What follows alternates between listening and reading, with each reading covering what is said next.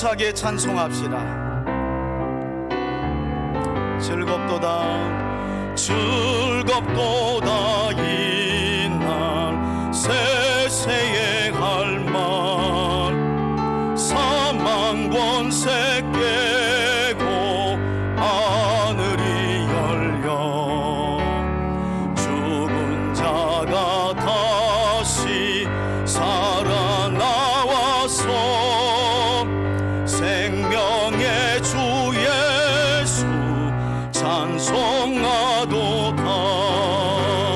즐겁도다 이날 세세의 할말 사망 권세 깨고 승리하셨네. 아멘. 부활하신 주님 나타나시니 천지 만물 모두 새 옷 입었네. 꽃은 만발하고 잎이 우거져 승리하신 주를 찬송하도다. 아멘. 즐겁도다 이날 세세의 할말 사망 권세 깨고 승리하셨네. 생명의 주 예수 죽음 이기고 무덤 문을 열고 살아나셨네. 주의 말씀대로 이루어져서 사흘 만에 다시 살아나셨. 즐겁도다 이날 즐겁도다 이날 세세의 할말 사망 권세 깨고 승리하셨네.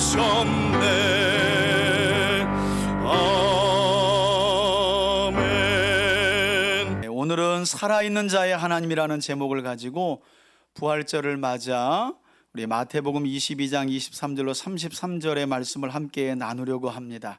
특별히 부활절을 맞아 십자가에서 죄와 죽음의 권세를 이기시고 부활하신 예수 그리스도를 구주로 믿고 예배하는 우리 3대 가족들에게 하나님께서 다시 한번 크신 은혜와 평강을 주시기를 주의 이름으로 축원해 드립니다.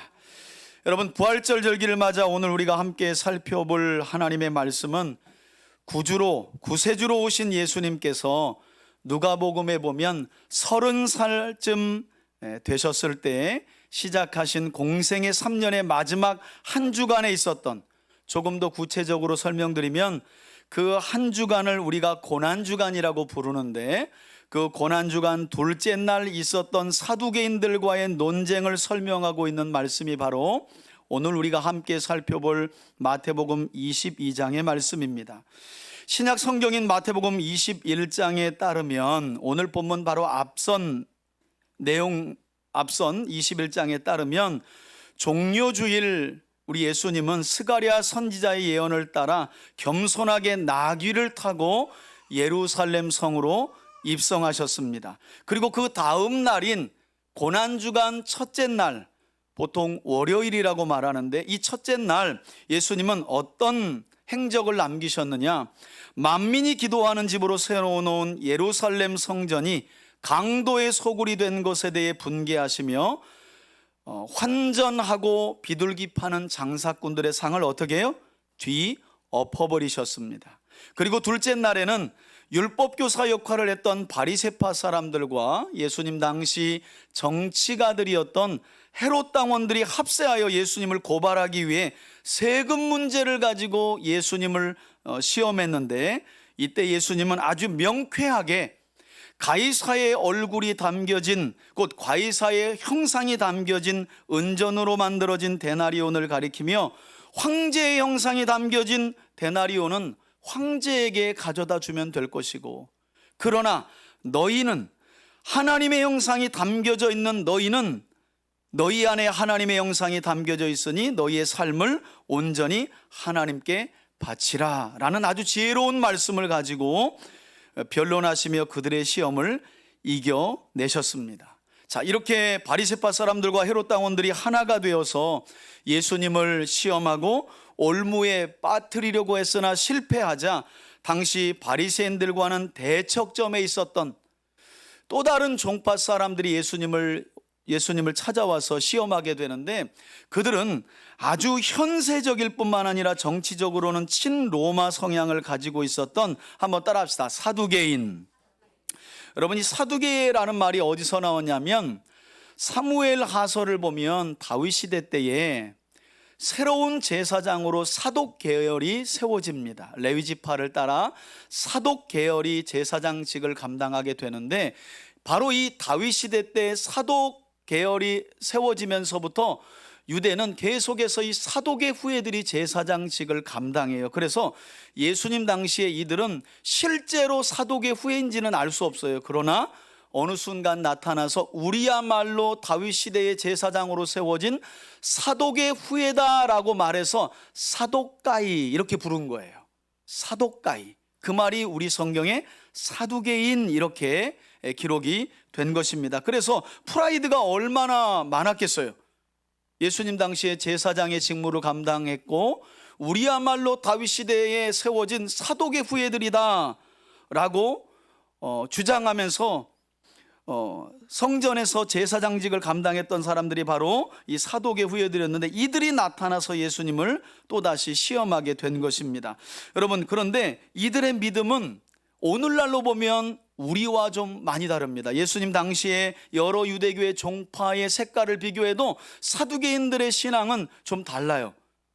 어떻게 다르냐면 예수님 당시에는 바리새파, 서기관도 있고 사두개파, 열심당, 헤롯당하고 유대 안에 여러 종파가 있었는데, 특별히 이 사두개파 사람들은 어떤 특징을 가지고 있냐면 구약 성경 중에, 유대인들은 구약 성경만 성경으로 인정하니까 구약 성경 중에 모세가 기록한 창세기, 출애굽기, 레위기, 신명기, 창세기, 출애굽기, 레위기, 민수기, 신명기 5권의 성경만 하나님의 정경으로 인정합니다.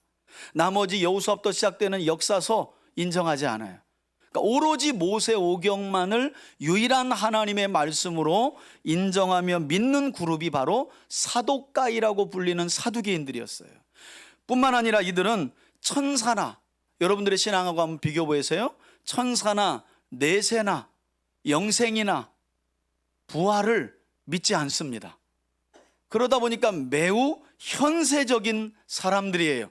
하나님의 복은 이 땅에서 다 누려야 한다고 믿고 현세적인 축복만 바라보며 사는 사람들이 바로 예수님 당시의 유대 종파 안에 속한 사독가이, 사두개인들의 신앙이었습니다. 그들이 찾아와서 예수님을 또다시 시험하려 한 것입니다. 그들이 찾아와 예수님께 어떤 문제를 거론하며 다시금 예수님을 올무에 걸려 넘어뜨리게 하려고 시도했느냐, 그 내용이 오늘 본문인데요. 자, 23절을 보겠습니다. 23절입니다. 부활이 없다 하는, 여러분, 부활이 없다 하는 것은 내세는 없다, 이 땅만 있는 거다. 사람이 죽고 나면 그냥 이 땅에서 끝나는 거지, 죽으면 천국도 없고 지옥도 없고 영생도 없고 구원도 없고 하나님 나라도 없다, 이게 부활이 없다라고 하는 한마디에 다 들어가 있는 거예요. 그냥 사람은 여기서 죽고 다 끝난다는 거예요. 아무것도 없다는 거예요. 그렇게 종교적인 신념을 가지고 믿는 사람들이 사두개인들인데, 제가 다시 읽어볼게요. 부활이 없다 하는 사두개인들이 그날, 여러분, 이 날이 어떤 날이에요?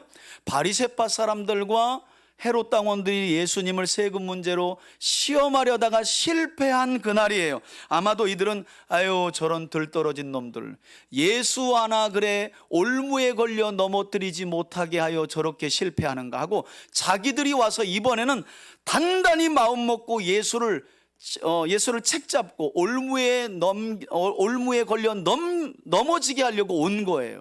바로 그날입니다. 예수께 와서 그들이 묻죠. 24절입니다. 선생님이여, 모세가 일렀으되 사람이 만일 자식이 없이 죽으면 그 동생이 그 형의 아내에게 장가들어 형을 위하여 상속자를 세울지니라 하였나이다. 여러분, 이것은 신명기 25장 5, 6절에 기록된, 한번 따라합시다, 수원법. 그걸 수원법이라고 하고, 또 다른 말로는 한번 따라합시다, 계대결혼법. 율법에 속하는 계명이에요. 하나님이 주신 율법인데요, 수원법 또는 계대결혼법이라고 부르는데, 구체적으로 어떤 말씀이었는지 우리가 신명기로 돌아가서 한번 살펴볼 필요가 있거든요. 5, 6절 함께 한번 읽습니다. 시작.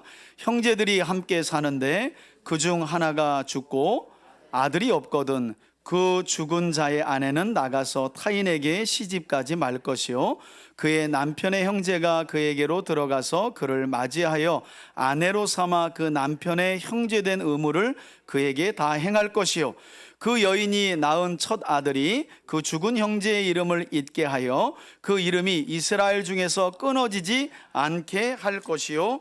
아멘. 아멘. 여러분, 이와 같이 수원법 또는 계대결혼법의 목적은 대를 이을 자녀 없이 죽은 사람의 이름과 하나님이 그에게 주신 기업이 영원히 끊어지지 않도록 하기 위한 은혜로운 명령이었습니다. 하지만 이 수원법 안에 담겨진 본래의 목적을 깨닫지 못했던, 오늘 또다시 예수님을 찾아와서 말로 시험하고 올무에 걸려 넘어뜨리려고 했던 이 사두개인들은 오히려 이 말씀을 가지고 예수님을 시험하며 올무에 걸려 넘어지게 하려고 했던 것이죠. 그리고 그들은 부활을 믿지 않기 때문에 이 수원법을 들어 부활의 맹점을 지적하고 부정하고자 한 것입니다. 자, 그러면서 그들이 본격적으로, 그러니까 여러분, 성경을 코에 걸면 코걸이, 귀에 걸면 귀걸이처럼 해석하는 이들은 전부 이단에 속해 있습니다. 그래서 성경은, 아무튼 여러분들 수준 안에서는 성경은 문맥 안에서 봐야 돼요. 요절만 보면 요절나요, 삶이. 요절만 보면 요절나요. 항상 문맥을 중심으로 앞뒤를 보고 한 곳만 보고 하나님에 대한 오해를 하지 마시고 성경 전체를 읽어가면 절대 오해할 일이 없어요. 자, 성경을 하나님이 하나님의 백성 중에는 영원히 끊어지지 않기를 위해서, 그리고 그에게 주신 기업이 누군가에게 자식이 없어 넘어가는 것을 하나님이 마음 아파서 영원토록 대를 잇도록 주신 이 은혜로운 수원법과 계대결혼법을 사두개인들은 곡해하고 오해해서, 그래서 나중에 예수님 뭐라 그래요? 너희들은 성경도 알지 못하고 무지하구나, 하나님의 능력도 모르는구나.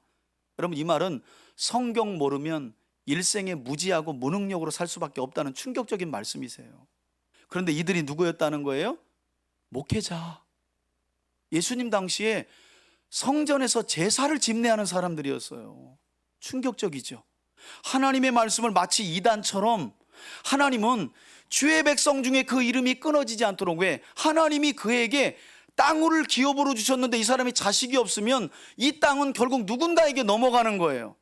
그래서 그걸 방지하려고 하나님이 수원법과 계대결혼법을 주신 건데, 그 본래의 목적은 싹 지워버리고, 부활이 없어야 하니까, 내세는 있어서는 안 되니까, 천국과 지옥은 있으면 안 되니까 엉뚱한 말씀을 가지고 지금 예수님을 올무에 걸려 넘어지게 하려고 했다는 거예요. 그래서 여러분, 제가 늘 말씀드리잖아요. 이단 만나면 두려울 게 하나도 없다니까요. 깡통이에요, 깡통. 제가 보면 정말 깡통이에요. 이단들이 성경 많이 안다는 것 같지만 깡통이에요, 깡통. 제가 대화해 보면 그래요. 여러분들이 안 믿어지는 얼굴이야. 왜냐하면 내가 성경을 너무 안 봤기 때문에 그런 사람들 말하면 그냥 줄줄줄 외우니까, 야, 성경 공부 열심히 하는구나. 여러분, 도전 받으셔야 돼. 도전 받으셔야 돼. 자, 본격적으로 이 엄한 율법을 가지고 예수님을 시험하죠. 25절입니다. 우리 중에 칠형제가 있는데 장자인 마지가 장가들었다가 죽어, 지금 이 수원법을 근거로 설명하는 거예요. 상속자가 없으므로 그 형수를 동생에게 물려주고, 26절 보니까 둘째와 셋째와 넷째, 다섯째, 여섯째, 몇째까지요, 7째까지 그러하다가 지금 이들이 뭘 지킨 거예요? 수원법을 지킨 거예요. 마지가 결혼했는데, 형수하고 결혼했는데 자식이 없이 형이 죽었어요. 근데 형이 하나님께로 받은 기업이 있잖아요. 그러니까 수원법을 따라서 둘째에게 둘째가 형수와 어쨌든 결혼을 해가지고 자식을 낳아가지고 형님의 대를 이어주는 게 계대결혼법이거든요. 이게 고대에는 그랬어요. 이게 수혼법이에요. 그래서 7째까지 다 그렇게 했는데 자식이 없어. 아니 이거 뭐 여러분 이 드라마도 아니고 막장 드라마도 이런 드라마가 있나요? 그러다 누구도 죽었대요. 27절 보니까 최후의 그 형수 맞이 아내였던 그 여자도 죽었다. 저는 이 말씀을 보면서 참 못됐다. 여러분 이런 게 확률로나 있겠어요? 아니 이게 확률로나 일어날 일이냐고요. 이게 불가능한 일이지. 그럼에도 불구하고 이처럼 이들이 의도적으로 7형제를 언급한 이유는 죽었다 깨어나도 부활은 있어서는 안 된다는 그들의 어긋난 신념이 거기 들어가 있는 거예요. 불가능한 확률을 가지고 얘기하는 이유가.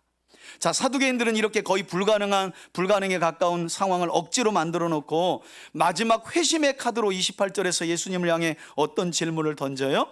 그런즉 그들 즉 7형제가 모두 다 이 수혼법에 따라 그 형수를 취하였으니 만일 바리새파 사람처럼 예수 당신도 부활을 얘기하지 않았소? 만일 부활이 있다면 이 부활 때에 그녀는 7형제 중에 누구의 아내가 되는 겁니까? 이제부터 여러분들도 복잡해지죠.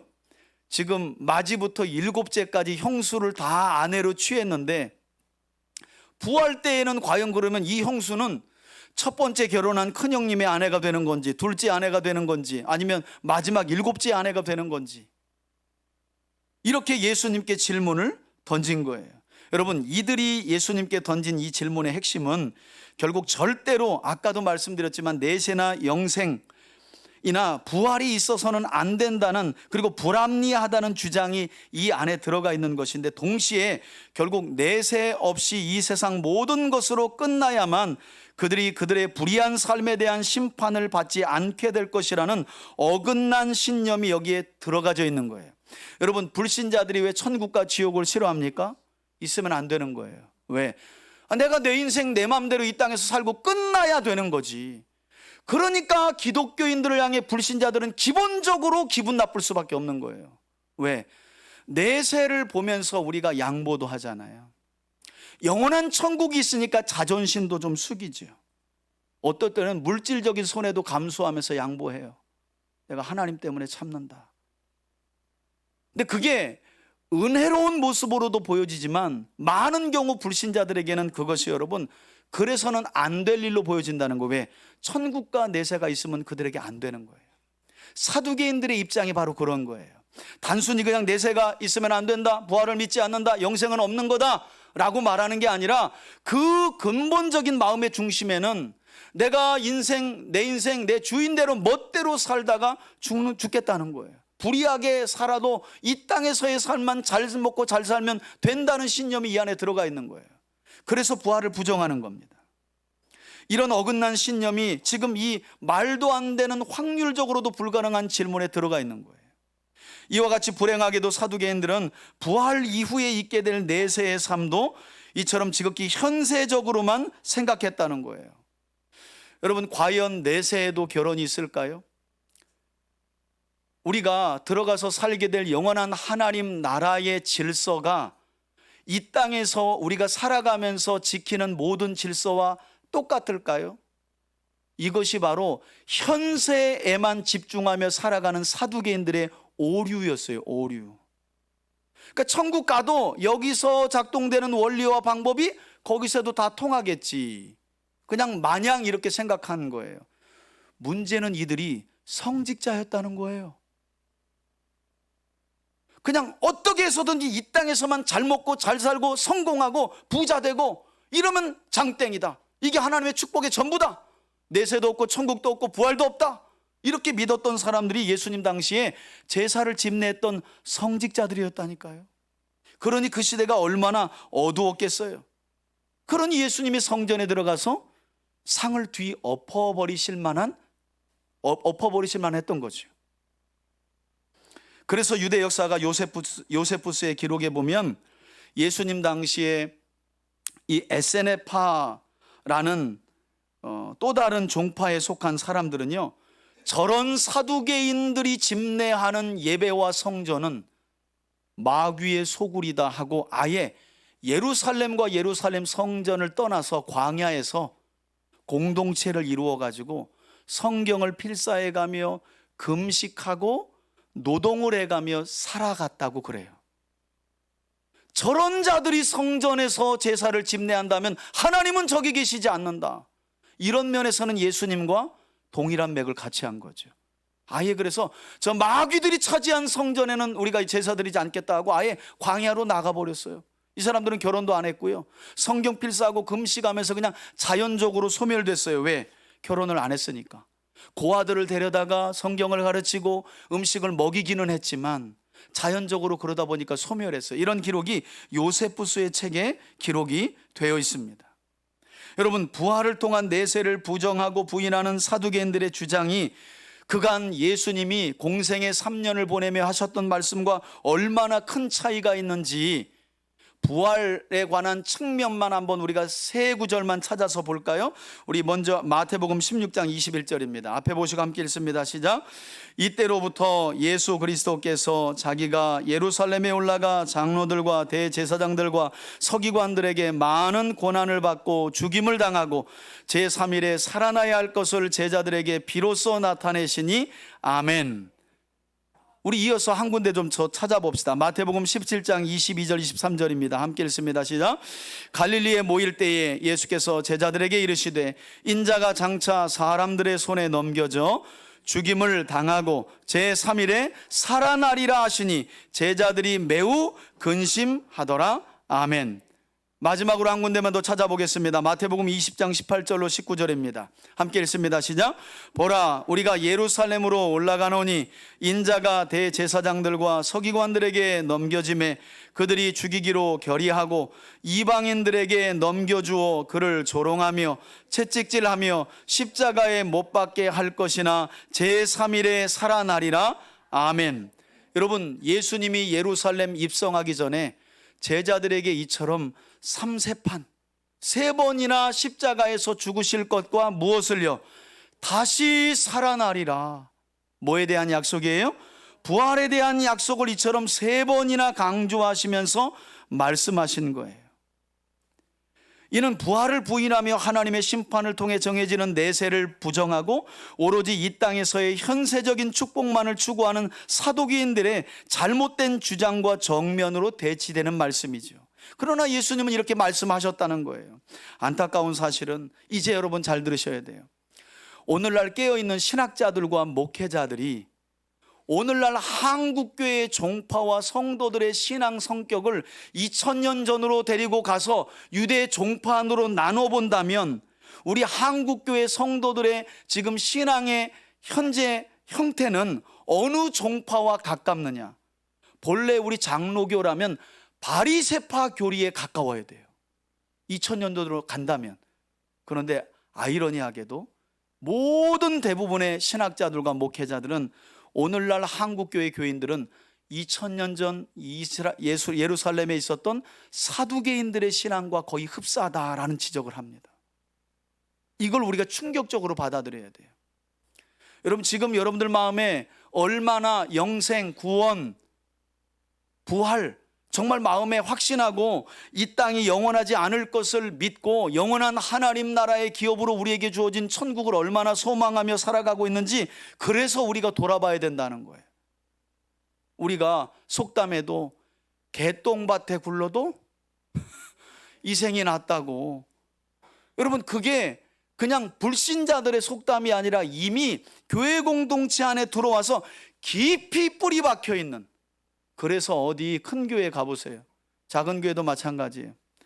간증자들이 앞에 서면 어디 고난 중에 약속의 말씀을 지켜가면서 그 고난을 즐거워하는 신앙생활이 있나요? 전부 다 새벽기도 나왔더니 우리 남편 월급이 오르고 승진하고 우리 아들이 서울대 가고 다 그런 얘기잖아요.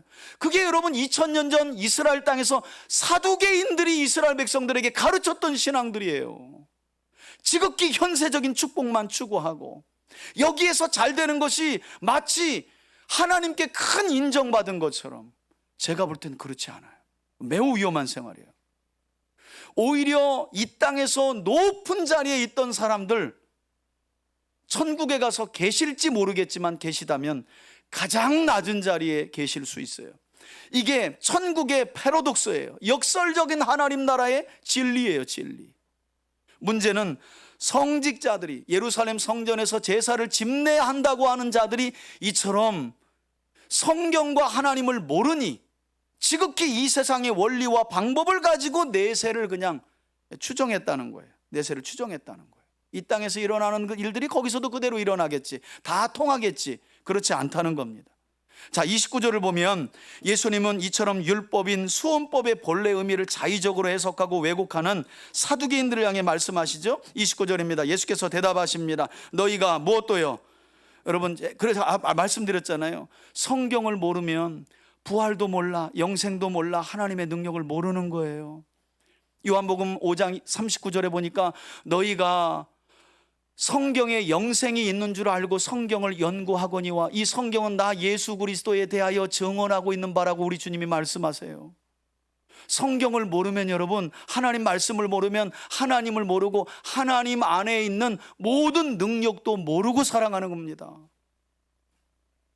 아침에 제가 일찍 일어나서 강의 하나를 들었어요. 서울 장신대 김호경 교수라고 30년 넘게 신약학을 가르치고 은퇴한 여자 목사님인데요, 참 들을 게 있더라고요.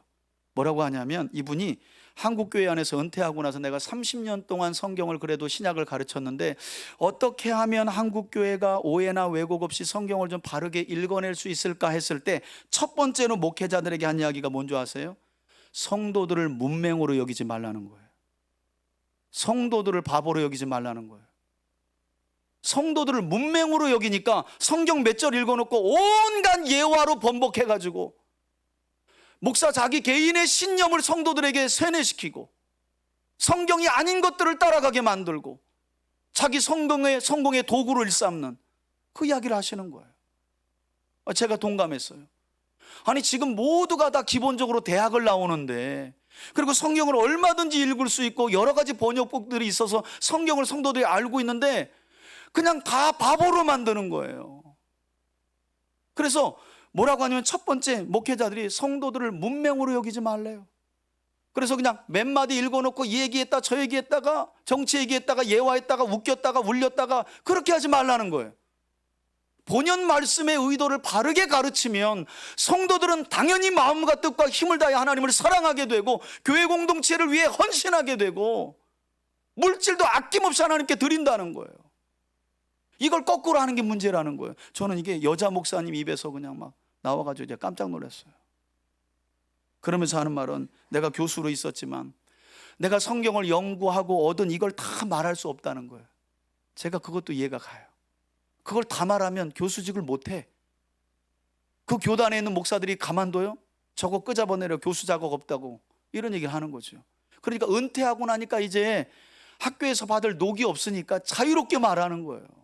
제발 좀 목회자들 성경 바르게 가르쳐서 하나님의 능력 안에 성도들을 살 수 있게끔 하라고 오늘 본문을 가지고 이야기한다면, 여러분, 충격적이잖아요. 지금 예수님이 불신자, 엊그저께 교회 들어온 사람들에게 얘기하는 게 아니라니까, 평신도들에게 얘기하는 게 아니라니까요. 목회자들에게, 사두개인들에게, 성직자들에게 이야기하는 거예요. 너희가 성경도 하나님의 능력도, 여기서 능력이란 부활의 능력을 말해요. 하나님께 속한 부활의 능력. 이 부활의 능력도 알지 못하는 거로 무지하여 오해하였도다라고 말씀하세요. 여러분, 성전에서 제사의 직무를 감당하는 중책을 맡으면 뭐합니까? 성경을 이렇게 바르게 읽을 능력, 해석할 능력도 없어서 아무런 하나님의 능력도 경험하지 못하고 살아가고 있는데, 여러분, 냉정하셔야 돼요. 천국 가면 직분에 대한 반드시 저는 하나님의 보상이 있지만, 제가 어떤 직분을 가지고 왔다고 그 자체가 하늘의 상은 되지 않아요. 오히려 평신도로 살아갈지라도 성경을 항상 범사에 꾸준히 읽어가며 하나님에 대한 왜곡과 오해가 없이, 내 삶에 큰 로또 같은 대박이 없어도 내게 주신 구원에 감사하며 나는 어차피 영원한 하나님 나라에 귀속된 사람임을 확신하며 한 생전 하나님을 마음과 뜻과 힘을 다해 살아간 그 인생, 그 사람의 삶을 하나님은 상 주시고 기억하시고 높이실 줄 믿습니다. 이게 천국에서 하나님이 약속하신 하나님 백성들의 복이에요, 복. 자, 30절 보시겠어요? 그러면서 하시는 말씀이 부활 때에는 장가도 안 가고 시집도 안 가고 하늘에 있는 뭐 같다고요? 천사와 같으니라. 여러분, 이 말씀은 단순히 그냥 천국에 가면 결혼도 없고 천사들과 같다는 건 몸 없이 뭐 그냥 날개 달고 이렇게 날아다니는 건가? 이런 단순한 설명을 하는 게 아닙니다. 잘 들어보세요. 예수님의 이 말씀은요, 부활 이후 영원한 생명을 가지고 살아가는 삶은 이 세상과는 완전히 다르며 이 세상에서 통하는 원리나 방법이 절대로 부활 이후의 내세에는 통하지 않는다는 말을 예수님이 이와 같이 설명하신 거예요. 여기에서 사는 삶과 거기는 다르다는 거예요. 여러분 생각해 보세요. 부활을 하여 영원한 생명을 가졌는데 영원한 생명을 가진 사람들이 또 자녀를 번성하며 낳으면, 결혼해서 낳으면 그거 다 어떻게 할 거예요? 그러니까 부활 이후에 영생을 가진 사람들이기 때문에 더 이상 결혼을 통한 번성은 뭐 하게 되는 거예요? 필요 없게 되는 거예요. 그러니까 우리 여성 동지 여러분, 이 땅에서 힘써 나옵시다. 항상 낳고 범사에 낳고 쉬지 않고 낳고. 유대인들은 7만 낳아도 머리 숙이고 다닌대요. 제가 수년 전에 미국의 LA에 갔더니 유대인 촌을 방문했더니 그 가정을 들어가서 안식일 가정예배를 들어갔더니 별로 이렇게 사람 얼굴이 이렇게 고개 숙이고 있어. 그래서 왜 그래요? 그랬더니 자녀가 7이라 그냥 우리 목사님들 사모님들이 가가지고 그냥 어머나 다복하고 너무너무 좋아 보여요. 그랬더니 그분이 통역하고 듣고 나서 우리는 믿음이 없어가지고 7밖에 못 낳았다는 거예요. 보통 유대인들은 한 다스씩 낳는데 한 다스 12명씩. 왜? 생육하고 번성하고 충만하고 정복하고 다스리는 게 첫 번째 계명이기 때문에. 우리도 몇십 년 전만 해도 집에 자녀가 많으면 뭐라 그랬어요? 이 가정? 말이 안 나오죠, 그죠? 다복하다는 말을 했는데 말이 안 나와. 제가 말씀드렸잖아요. 이전에 제가 수영장을 갔는데 우리 아들 둘하고 조카 둘을 데리고 갔어요. 큰 조카 작은 조카하고 우리 아들 둘을. 그리고 아내하고 수영장에서 놀아주는데 사람들이 저희를 세상 불쌍한 사람으로 보이는 거야. 어쩌다 저렇게 아들 넷을 낳는 저런 불쌍한 삶을. 제가 그래서 이게 이 시대의 정서구나. 아주 비성경적이고 반성경적인. 제가 그러니 우리 고정현 안수 집사님 가정이 얼마나 위대한 가정이에요. 얼마나 위대한 가정. 제가 빈말로 하는 게 아니라 진짜 위대한 가정이에요. 그런 우리 성도들이 있는 교회가 또 위대한 교회고요. 할렐루야. 우리 교회가. 자, 그리고 난 후에 예수님은 부활을 통한 영원한 삶을 믿지 않는 사두개인들을 향해, 그리고 부활 이후의 삶을 이 땅에서의 삶과 동일하게 여겼던 이 무지한 사두개인들을 향해 마지막으로 결론을 내리십니다. 31절 보세요. 어떤 해답을 주시는지. 죽은 자의 부활을 논할진대 하나님이 너희에게 말씀하신 바. 예수님은 여러분 사두개인들도 인정하는 모세오경 안에 포함된 이 32절의 말씀 옆에다가 나와 있는 분들도 있겠지만 출애굽기 3장 6절을 적어 놓으세요. 여러분, 이 32절 예수님이 부활을 믿지 않는 사두개인들에게 결정적인 증거로 들이댄 구절이 출애굽기 3장 6절인데요. 하나님께서 이렇게 말씀하시지 않았느냐. 32절은 함께 한번 더 읽어봅시다. 시작. 나는 아브라함의 하나님이요 이삭의 하나님이요 야곱의 하나님이라 하신 것을 읽어보지 못하였느냐. 끝까지요. 하나님은 죽은 자의 하나님이 아니요 살아있는 자의 하나님이시니라 하시니 무리가 듣고 그의 가르침에 놀라 자빠졌다는 거예요. 놀라버렸다는 거예요. 여러분, 그런데 우리가 성경을 이해하지 못하면 부활이 없다는 사실을 주장하고 그 주장을 근거로 예수님을 시험하려 하는 자들에게 예수님이 주신 이 대답을 이해하지 못해요. 아니, 부활이 없다라는 것을 주장하려고 하는 자들에게 예수님은 갑자기 출애굽기 3장의 현장에서, 여러분 출애굽기 3장은 하나님께서 이스라엘을 애굽에서 구원하시려고 모세를 부르시는 현장에서 주신 말씀이에요. 불타는 떨기나무 가운데 주신 말씀이에요. 왜 이 말씀을 꺼내서 부활을 믿지 않는 사두개인들에게 이 말씀을 하셨냐는 거예요. 여러분, 모세보다 대략 500~600년 전에 먼저 살아간 이들이 이스라엘의 조상인 아브라함과 이삭과 야곱입니다. 다시요. 여러분, 아브라함과 이삭과 야곱은 모세보다 500~600년 전에 살다가 이미 세상을 떠난 사람들이에요. 하나님이 모세에게 그러면 아브라함, 이삭, 야곱의 하나님이심을 밝히시려면 이렇게 말씀하시면 안 돼요. 어떻게 말씀하셔야 정확하냐면 모세에게 나타나셔서 나는 너희 조상 아브라함의 하나님이었고 이삭의 하나님이었고 야곱의 하나님이었다라고 과거형으로 말해야 돼요. 그런데 하나님이 500~600년 전 이미 이 세상을 떠난 이스라엘의 조상인 아브라함과 이삭과 야곱의 이름을 거론하면서 뭐라고 말씀하세요? 이었고가 아니라 뭐라고요? 이다라고 말해요. 아브라함의 하나님이다, 이삭의 하나님이다, 야곱의 하나님이다라는 거예요. 현재형으로 말씀하고 계시다는 거예요. 무슨 말이에요? 영생을 가지신 하나님을 믿는 자는 비록 육신의 생명이 다하여 이 세상을 떠나갈지라도 그들의 존재는 여전히 영생을 가지신 하나님 앞에 뭐 하는 거예요? 존재하고 있는 거예요. 우리가 세상을 떠난 믿음의 선조들을 우리 눈으로 보지 못해서 그렇지 그들은 하나님 앞에 있는 거예요. 영생을 가지신 하나님 앞에 영생을 약속받은 자들이 있기 때문에 하나님은 아브라함의 하나님이 이었고 이삭의 하나님이었고 야곱의 하나님이었고가 아니라 뭐라고요? 그들의 여전히 하나님이다라고 말씀하신 줄 믿습니다. 여러분, 이게 예수님의 아주 명쾌한 대답이었어요. 너희 눈에는 이미 앞서 하나님을 믿고 떠난 사람들이 이 세상에 없으니까 다 죽은 것 같고 없는 것 같지 그렇지 않다는 거예요. 영생을 가지신 하나님 앞에는 영생을 가지신 하나님을 믿고 이 세상을 살아간 사람들이 그대로 있는 거예요. 하나님은 그대로 있는 거예요. 그래서 나는 지금도 아브라함의 하나님이요, 지금도 이삭의 하나님이요, 지금도 야곱의 하나님이라고 말씀하신 거예요.